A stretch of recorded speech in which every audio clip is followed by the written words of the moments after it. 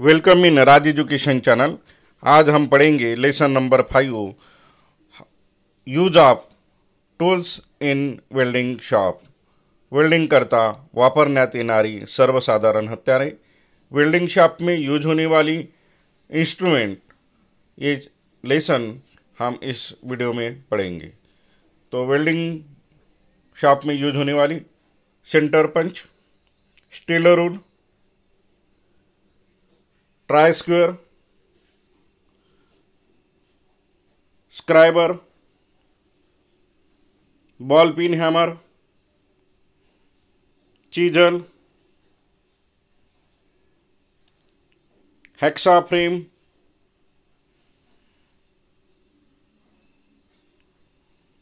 File, कानस, रेती, tong, anvil, divider, C clamp, bench vice इत्यादि हत्यारे वेल्डिंग शॉप में यूज होती है। सेंटर पंच ये इसका मटेरियल हाई कार्बन स्टील का होता है। पंच क्या होता है, तो जॉब पर कोई भी मार्किंग करना है, जॉब पूरा हो जाने के तक वो मिटना नहीं चाहिए। रजिस्टर मार्क और विटनेस मार्क ये रहना चाहिए, इसके लिए पंच का यूज किया जाता है, इसे ही पंच कहते हैं। पंच ये दंडगोलाकार या अष्टकोणी बार से बनाए जाते हैं और इसका जो पॉइंट है वो हार्डनिंग और टेम्परिंग किया जाता है। पंच के पार्ट जो होते हैं उसमें हेड, बॉडी, पॉइंट ऐसे 3 भाग होते हैं। पॉइंट को ग्राइंडिंग करके उसे अनुकोचीदार बनाया जाता है। बॉडी को नर्लिंग करते हैं जिससे हेड के ऊपर का मटेरियल ये फैलता नहीं है और हेड क्रैक होता नहीं है। तो पंच के मुख्य 3 प्रकार हैं: डॉट पंच, सेंटर पंच, प्रिक पंच। डॉट पंच का पॉइंट एंगल ये 60 डिग्री होता है। सेंटर पंच का पॉइंट एंगल ये 90 डिग्री होता है और प्रिक पंच का एंगल ये 30 डिग्री होता है। डॉट पंच ये जो भी रेशा मार्किंग करेंगे उसे डॉट करते हैं, उसके लिए डॉट पंच का यूज करते हैं। और सेंटर पंच ये ड्रिलिंग करते समय ड्रिल पॉइंट जॉब के ऊपर ठीक से बैठना चाहिए, इसके लिए सेंटर पंच से मार्किंग करते हैं। प्रिक पंच का यूज ज़्यादातर सॉफ्ट मटेरियल के लिए किया जाता है और लोहार काम में इसका ज़्यादातर यूज होता है। जैसे कि और भी प्रकार हैं: पिन पंच, हेलो पंच, ड्रिप पंच, नेल पंच, बेल सेंटर पंच, सॉलिड पंच, ऐसे इसके प्रकार होते हैं। इसका यूज करते समय, पंचिंग करते समय पंच पॉइंट ये चेक करना चाहिए, उसे ग्राइंडिंग करना चाहिए। पंचिंग के लिए 250 ग्राम के वजन के हैमर यूज करते हैं। तो इस प्रकार से पंच बनाए जाते हैं और पंच का यूज वेल्डिंग शॉप में ज़्यादातर डॉट पंच का यूज होता है और सेंटर पंच का यूज होता है। स्टेलर रूल का यूज वेल्डिंग शॉप में जॉब की लेंथ और ब्रेड्थ मतलब लंबी और रुंदी मेजरमेंट करने के लिए स्टेलर रूल का यूज होता है। स्टेलर रूल में एक बाजू से 0 मिलीमीटर से लेके 300 मिलीमीटर तक ये मार्किंग होती है और दूसरे बाजू में 0 इंच से 12 इंच तक मार्किंग होती है। ये स्टेलर रूल का जो मटेरियल है, stainless steel, plastic material, wooden steel rule, brass steel rule, इस प्रकार से स्टील रूल बनाई जाती है। स्टेलर रूल का लिस्ट काउंट ये 0.5 mm होता है और स्टील रोल 6 इंच, 12 इंच और ऐसे रिक्वायरमेंट के अनुसार लिंक बनाई जाती है। वेल्डिंग शॉप में यूज होने वाला और एक महत्वपूर्ण हथियार है ट्राई स्क्वायर, इसे मराठी में गुन्या कहते हैं। ये ट्राई स्क्वायर किसी भी वस्तु या जाप के ऊपर राइट एंगल ट्रायंगल जांचने के लिए, सीधी लाइन निकालने के लिए और काटकोण को चेक करने के लिए, उसका सरफेस फ्लैटनेस चेक करने के लिए ट्राई स्क्वायर का उपयोग होता है। इसे इंजीनियरिंग स्क्वायर ऐसे भी बोलते हैं। इसका material high carbon steel material से ये बनाया जाता है और उसे हार्डनिंग और टेम्परिंग की जाती है। उसकी सभी बाजुएं हाई फिनिश होती है और ये इंस्पेक्शन टूल है। इसमें मुख्य जो भाग है, पार्ट है, वो है स्टॉक, ब्लेड, बर स्लॉट, स्ट्रेट एज, ऐसे इसके पार्ट होते हैं। इसका स्टॉक ये सॉलिड रहता है और वहाँ पे एक स्लॉट रहेगा। ब्लेड और स्टॉक में 90 डिग्री का एंगल रहता है। ब्लेड स्टॉक में एक बर स्लॉट होता है। जब भी किसी जॉब के ऊपर राइट एंगल ट्रायंगल चेक करते समय कॉर्नर के ऊपर होने वाला बर ये बर स्लॉट में बैठता है और उसका एक्चुअल सही निरीक्षण किया जा सकता है। ये इसका मेजरमेंट स्पेसिफिकेशन ये ब्लेड के लेंथ के ऊपर डिपेंड करता है। ये 100 मिलीमीटर, 150 मिलीमीटर, 200 मिलीमीटर और इससे भी जैसे भी इंडस्ट्री में यूज में आते हैं वैसे अलग अलग मेजरमेंट के लेंथ के ट्राई स्क्वायर बनते हैं। और जो टेक्निकल फील्ड है उसमें ट्राई स्क्वायर की ये अचूकता मतलब लिस्ट काउंट 0.002 स्क्वायर मिलीमीटर प्रति सेंटीमीटर होती है। अभियांत्रिकी जॉब के ऊपर रेशा मार्क करने के लिए जिस हथियार का यूज किया जाता है उसे स्क्राइबर कहते हैं। ये scriber high carbon steel material से बनाया जाता है और उसका जो भी स्ट्रेट पॉइंट होता है, अनुकुचीदार भाग जो होता है, उसे हार्डनिंग और टेम्परिंग किया जाता है। स्क्राइबर का जो भी डायमीटर है 3 से 5 मिलीमीटर का होता है और इसकी लेंथ 125 mm से 200 mm तक होती है। इसके straight scriber, bend scriber, offset scriber ऐसे प्रकार आते हैं। स्क्राइबर हाथ में पकड़ के इसकी मार्किंग की जाती है जाप के ऊपर और बेंड स्क्राइबर का उपयोग मार्किंग ब्लॉक के ऊपर मार्किंग करते समय और जाप को ट्रू करने के लिए इसका यूज आता है। ऑफसेट स्क्राइबर ये सीधा होता है और बेंड स्क्राइबर ये बेंड होता है। स्क्राइबर का यूज करते समय स्क्राइबर ये से एक ही बार लाइन खींचना है। स्क्राइबर पॉइंट हमेशा स्ट्रेट पॉइंट होना चाहिए, अनुकुचीदार होना चाहिए।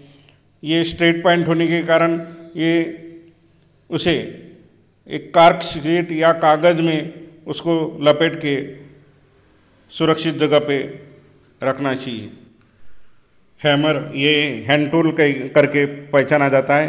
पंचिंग करने के लिए, चिपिंग करने के लिए, किसी भी मेटल को बेंड करने के लिए, उसको आकार देने के लिए, गर्म या ठंडा जो फोर्जिंग जॉब है उसे ठोकने के लिए, पीटने के लिए, आघात करने के लिए हैमरिंग जो करते हैं उसे ही हैमरिंग कहते हैं। हैमर से एक कास्ट स्टील मटेरियल से बनाया जाता है। ये हैंडल लकड़ी का या अभी प्लास्टिक का भी आता है। सॉफ्ट हैमर भी आते हैं। सॉफ्ट हैमर या इसी को मैलेट भी कहते हैं। इंजीनियर्स हैमर जो है उसमें बॉल पिन हैमर में जो फिगर दी गई है यहाँ पे फेस, पोल, नेक, वेज, आई, नेक, चीक, पिन, ये पार्ट होते हैं। जो भी हैंडल रहेगा, हैंडल में नेक और ग्रिप आती है और हेड के अंदर ये आई होल में हैंडल का पार्ट फिक्स करते हैं। जो फेस है वो फेस का पृष्ठभाग ये कॉन्वेक्स टाइप होता है, बहिर्वक्र प्रकार का होता है। इस कारण जो भी किसी पृष्ठभाग के ऊपर हैमरिंग करेंगे तब हैमर की जो एजेस रहेंगी उसके लाइनिंग जॉब के ऊपर आते नहीं हैं। पिन ये फेस के अपोजिट साइड में होता है, उसे पिन कहते हैं। ये किसी भी जॉब को आकार देने के लिए, मटेरियल को फैलाने के लिए या बेंड करने के लिए इसका उपयोग होता है। पिन के आकार अलग अलग होते हैं, जैसे कि ball pin, cross pin, straight pin इत्यादि। जो चिक है, फेस और पेन, इसके बीच का जो पार्ट रहेगा उसे चिक कहते हैं। इसके ऊपर हैमर का वजन लिखा हुआ रहता है। फेस और पेन, फेस पेन के कंपेयर में फेस ये नरम होता है, उसे ही बॉडी भी कहते हैं। आई होल ये बीच वाला जो पार्ट है अंडाकृति होल, इसे ही आई होल कहते हैं। ये होल बॉडी के सेंटर में होता है और दोनों जो उसके मुख रहेंगे, एंड पॉइंट रहेंगे, वो बड़े होते हैं। हैमर हैंडल में हैमर का जो हैंडल रहेगा वो आई होल में बैठना चाहिए। इसके लिए उसका आकार अंडाकृति होता है। उसे हैंडल बिठाने के बाद वहाँ पे वेज डाल के उसे फिक्स करते हैं। ISI स्टैंडर्ड के अनुसार हैमर का वजन 125 ग्राम से लेके 1500 ग्राम तक का आता है। सर्वसाधारण 250 ग्राम का वजन का हैमर यूज करते हैं। चीज़ल, ये चीज़ल का उपयोग धातु के टुकड़े करने के लिए होता है। चीज़ल दो प्रकार की होती है, हॉट चीज़ल और कोल्ड चीज़ल। मतलब ये बनाने की प्रक्रिया होती है। चीज़ल जिस मेथड से बनाया जाएगा हॉट चीज़ल और कोल्ड चीज़ल कहते हैं। हॉट चीज़ल ये हाई स्पीड स्टील मटेरियल से बनाई जाती है और कोल्ड चीज़ल कार्बन स्टील से बनाई जाती है और उसे हार्डनिंग और टेम्परिंग किया जाता है।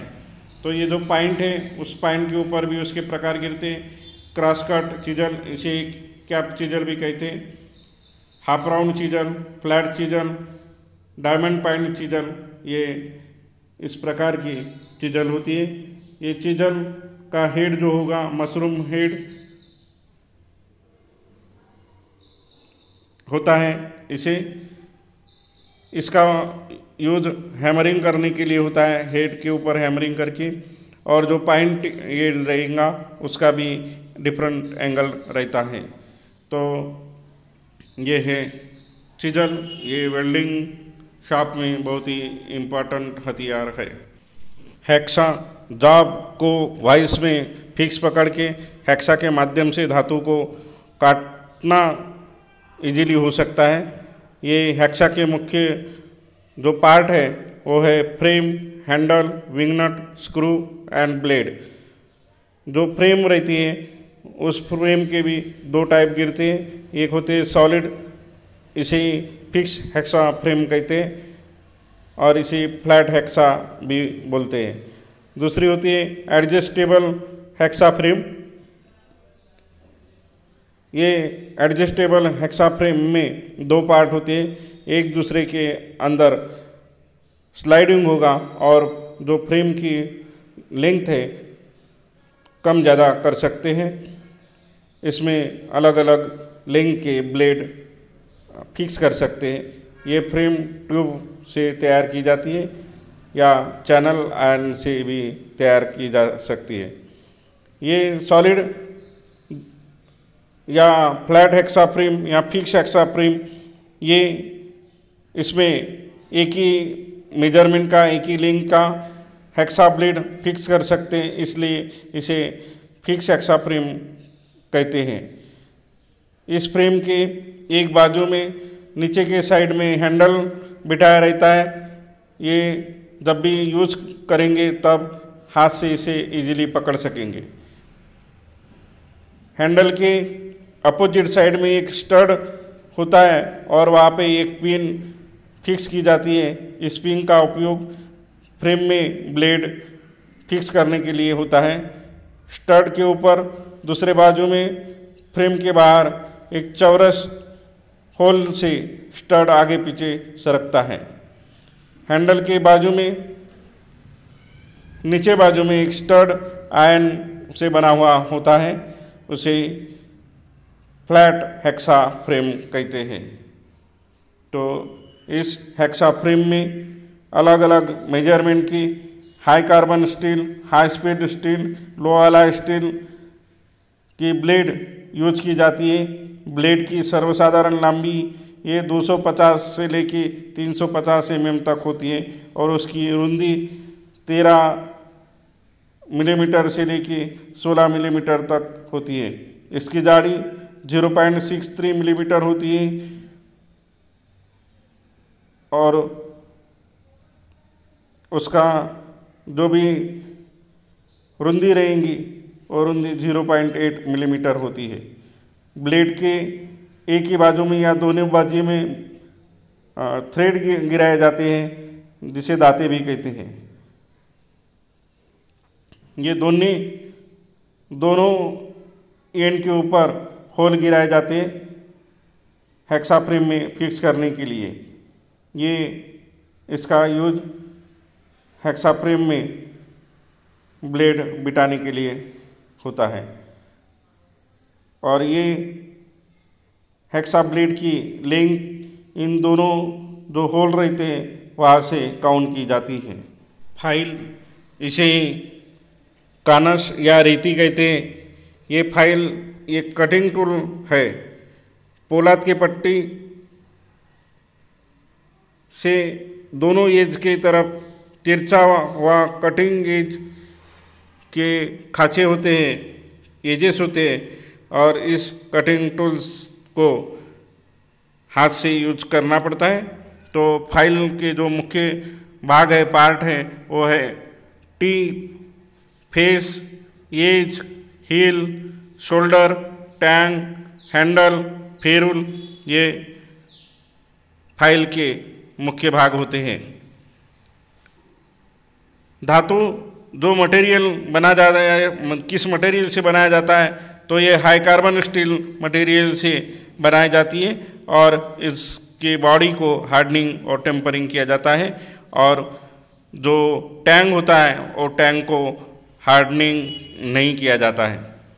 ये जो फाइल के टाइप्स हैं, तो फाइल के लेंथ के अनुसार, फाइल के क्रॉस सेक्शन आकार के अनुसार, फाइल के कट के अनुसार, फाइल के ग्रेड के अनुसार और फाइल के मटेरियल के अनुसार ये फाइल के प्रकार होते हैं। तो फाइल के कट के अनुसार 4 प्रकार गिरते हैं: single cut file, double cut file, rough cut file, covered cut file. ये फाइल का जो भी ग्रेड है उसके ऊपर से प्रकार होते हैं: rough file, bastard file, second cut file, smooth cut file, dead smooth file. File के आकार के ऊपर से जो प्रकार गिरते हैं: flat file, round file, half round file, triangular file, square file, hand file, knife edge file, needle file, ये भी प्रकार होता है। और फाइल की लेंथ, मिनिमम लेंथ ये 100 मिलीमीटर से लेके 450 मिलीमीटर तक लेंथ की फाइल आती है। सिंगल कट फाइल में जो एजेस रहेंगे, दाते रहेंगे, वो 60 डिग्री रहते हैं। ये जो सॉफ्ट मटेरियल है, ब्रास, कॉपर, एल्यूमिनियम, ब्रांज, ये धातु के ऊपर इससे फिनिशिंग की जाती है। डबल कट फाइल का जो भी एंगल रहेगा वो जो भी एजेस रहेंगी, खांचा रहेगा, उसके सेंटर से 70 डिग्री का कोण होता है, और बाहर में दूसरा जो खांचा रहेगा उसका रहेगा 51 डिग्री का एंगल। जो 70 डिग्री का एंगल रहता है इसे ओवरकट कहते हैं, और जो 51 डिग्री का एंगल रहेगा उसे अपकट कहते हैं। राफ्ट फाइल ये लाकूड़ काम हो गया, लेदर वर्क हो गया, मऊ धातु हो गई, सॉफ्ट धातु है, इसके ऊपर सरफेस फिनिशिंग के लिए काम में आता है। कवर्ड फाइल ये मऊ धातु, पीतल, एल्युमिनियम, टीन, कॉपर इत्यादि धातु के ऊपर काम करने के लिए यूज में आती है। रफ फाइल इसमें 10 मिलीमीटर लंबी में 5 से 10 कटिंग एजेस होती है। बास्टर्ड फाइल में 0.6 मिलीमीटर से लेके 1.6 मिलीमीटर के पिच के दांते होते हैं। सेकंड कट फाइल में जो भी दांते रहेंगे उसका पिच रहता है 0.5 मिलीमीटर से लेके 0.9 मिलीमीटर तक।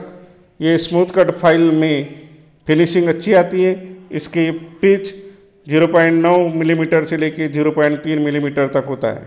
डेड स्मूथ फाइल में 0.25 से 0.35 ये पिच होता है, और ये इसमें कम कट होते हैं। तो इस प्रकार से ये जो फाइल है वेल्डिंग शॉप में एज प्रिपरेशन करने के लिए कटिंग टूल करके यूज में आता है। ये सरफेस फिनिशिंग के काम में यूज में आने वाला ये पार्ट है। जाप के ऊपर का, सरफेस के ऊपर का ऑक्साइड निकालने के लिए, एज प्रिपरेशन करने के लिए इस फाइल का यूज होता है। वेल्डिंग शॉप में जो सांडसी रहती है, ये सांडसी जिसे टैंक भी कहते हैं, ये टैंक गर्म जाप पकड़ने के लिए इसका यूज आता है। ये माइल्ड स्टील मटेरियल से बनाई जाती है, और जाप के आकार के अनुसार ये इसके नाम होते हैं। तो round nose tongs, square mouth tongs, hollow nose tongs, flat nose tongs, ऐसे इसके प्रकार होते हैं। गरम जाप पकड़ने के कारण इसे इसका नोज जो है आगे का गर्म होता है, इसके कारण इसे बार बार पानी में डुबा के रखना चाहिए। ये एनविल भी एक महत्वपूर्ण हथियार काम में आता है वेल्डिंग शॉप में, और ब्लैक स्मिथ लोहार काम जब करते वहाँ पर। तो एक फिक्स प्लेटफॉर्म के ऊपर ये एनविल, इसे आयरन कहते हैं, एक कास्ट स्टील का एक बड़ा सा ठोकड़ा होता है, उसके ऊपर जो भी वर्क करना है उसके ऊपर रख के गर्म करके इसे ठोका जाता है। इसका फाउंडेशन मजबूत होता है। तो और ऊपर का जो भाग है वो पैरेलल होता है, और आगे का जो पार्ट है वो निमुड़ता होता है, शंकु के आकार का होता है, कोन के आकार का होता है, और दूसरे एंड में छेद रहते हैं, चौरस होल या राउंड होल रहते हैं। पंचिंग के लिए इसका यूज किया जाता है। डिवाइडर एक मार्किंग टूल है, उसमें 2 लेग होते हैं, और दोनों लेग ये स्ट्रेट पॉइंट होते हैं, अनुकुचीदार होते हैं। डिवाइडर ये हाई कार्बन स्टील से बनाया जाता है, और उसके दोनों स्ट्रेट एज ये हार्डनिंग और टेम्परिंग की हुई रहती है। माइल्ड स्टील से सपोज डिवाइडर बनाया जाएगा तो उसे केस हार्डनिंग करते हैं। जाप के अनुसार ये 100 मिलीमीटर, 150 मिलीमीटर, 200 मिलीमीटर इत्यादि लेंथ के डिवाइडर आते हैं। डिवाइडर का जो भी माप है ये उसके लेग के मतलब जो भी लेंथ रहेंगी उसके ऊपर से काउंट किया जाता है। जो नॉमिनल साइज जो रहेगा वो पीवोट से लेके स्ट्रेट एज का एंड पॉइंट यहाँ तक उसका नॉमिनल साइज रहता है। जॉइंट के अनुसार उसके दो प्रकार गिरते हैं, spring joint divider, firm joint divider. तो ये एक्यूरेट मेजरमेंट लेने के लिए स्प्रिंग जॉइंट डिवाइडर का यूज होता है। जाप के ऊपर रेडियस, सर्कल, लाइन निकालने के लिए स्टिलर रूल का माप जाप पर ट्रांसफ़र करने के लिए डिवाइडर का यूज होता है। डिवाइडर का यूज करते समय दोनों उसके पॉइंट एक सरीके लेंथ के होना जरूरी होता है। वेल्डिंग वर्कशॉप में जाप को पकड़ने के लिए जिस भी पार्ट का यूज होता है उसे वाइस कहते हैं। फाइलिंग, ड्रिलिंग, चिपिंग, मशीनिंग इत्यादि जो क्रिया करना है उसके लिए वाइस की गरज गिरती है। काम के अनुसार वाइस के प्रकार गिरते हैं, bench vice, pipe vice, leg vice, hand vice, pin vice, tool maker vice, machine vice, quick release vice. तो बेंच वाइस इसे ही पैरेलल जॉ वाइस भी कहते हैं। एक जॉब पकड़ने का ये प्रमुख साधन है। वाइस जॉब लकड़ी का जो भी बड़ा विड्थ वाला पार्ट होगा उसके ऊपर फिट किया जाता है। वाइस की बॉडी ये कास्ट आयरन से या स्टील से, पोलाद से बनाई जाती है और स्पिंडल और हैंडल हाई कार्बन स्टील से बनाया जाता है। जो भी उसके जा है ये जा को पोलाद से या स्टील से बना के उसके ऊपर खांचा मार के हार्डनिंग किया जाता है। फिनिश जाप को पकड़ने के लिए सॉफ्ट मेटल की पैकिंग कैप्स यूज करते हैं। वाइस के जो भी मेजरमेंट है, माप है, ये जा के लेंथ के अनुसार ठहरता है। मतलब वाइस का मेजरमेंट जा के लेंथ के ऊपर डिपेंड होता है।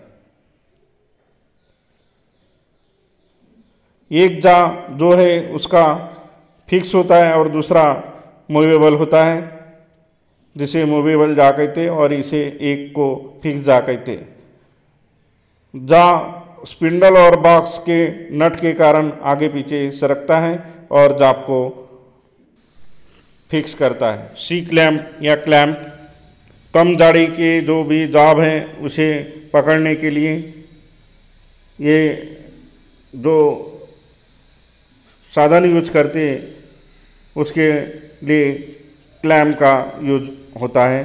तो इसमें दो प्रकार गिरते हैं, सी क्लैंप, उसे जी क्लैंप भी कहते हैं, और दूसरी होती है पैरेलल क्लैंप। अंग्रेजी आकार सी या फिर जी आकार की जो क्लैंप रहती है उसे सी क्लैंप या जी क्लैंप कहते हैं। और इसमें एक बाजू में सपाट भाग रहता है और दूसरे बाजू में एक स्क्रू उसे टैपिंग किया हुआ रहता है। स्क्रू के साथ इसे जाप को फिक्स किया जाता है। पैरेलल क्लैंप में ये दोनों समांतर आयताकृति ठोकड़े होते हैं, उसमें टैपिंग होल होते हैं और उसमें से स्क्रू पास होता है। एक स्क्रू जाप के ऊपर एडजस्ट करने के लिए और दूसरा स्क्रू जाप को पकड़ने के लिए होता है। तो इस प्रकार से सी क्लैंप का यूज करके हम कम जाड़ी वाले जाप को इजीली पकड़ सकते हैं और वेल्डिंग कर सकते हैं या और कोई काम कर सकते हैं। ये वीडियो आपको पसंद आया तो इसे लाइक ज़रूर कीजिए और अपने दोस्तों में इसे शेयर कीजिए। धन्यवाद।